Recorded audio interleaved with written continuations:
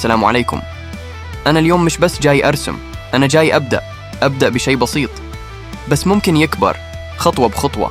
قناة يمكن ما يكون مثالي بس أكيد صادق. كل تفصيلة في الرسمة هذه تعني لي، ولأنك قاعد تشوف فأنت جزء من البداية. إذا عجبك الشغل لا تنسى اللايك، وإذا حسيت إن هالشي يستاهل اشترك.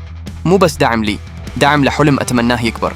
اخترت أرسم إيتاتشي مو لأنه بس قوي أو أسطوري مثل ما يقولوا، لكن لأنه شخصية عاشت في صمت وفاهم أشياء كثيرة وما قالها. وفي النهاية أنا أرسم وأتعلم وأحاول، وكل تعليق منك وكل دعم بسيط يعني إن في أحد يشوف، يقدر ويكمل معاي. شكراً إنك كنت هنا، ويا رب نكبر سوا برسم بسيط وحلم كبير.